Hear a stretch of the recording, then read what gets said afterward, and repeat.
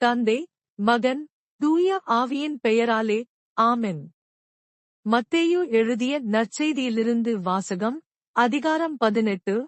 இறைவசனங்கள் 12 முதல் 14 முடிய. அக்காலத்தில் இயேசு தம் சீடரை நோக்கிக் கூறியது, இந்த நிகழ்ச்சியைப் பற்றி நீங்கள் என்ன நினைக்கிறீர்கள்?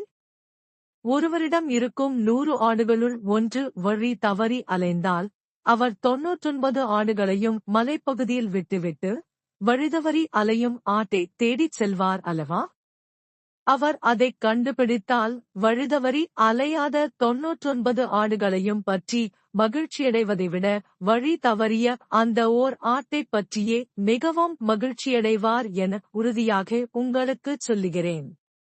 அவ்வாறே இச்சிறியோருள் ஒருவர் கூட நெறி தவறிப் போகக்கூடாது என்பதே உங்கள் விண்ணகத் தந்தையின் திருவுளமு.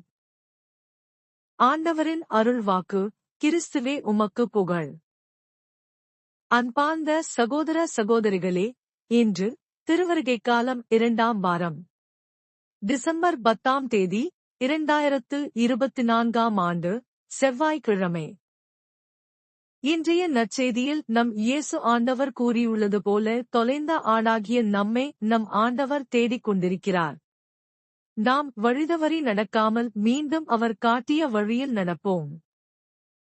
தந்தை, மகன், தூய ஆவியின் பெயராலே ஆமென். இயேசுவுக்கே புகழ். இயேசுவுக்கே நன்றி. மரியே வாழ்க. இயேசுவின் இரத்தம் ஜெயம். அல்லேலூயா.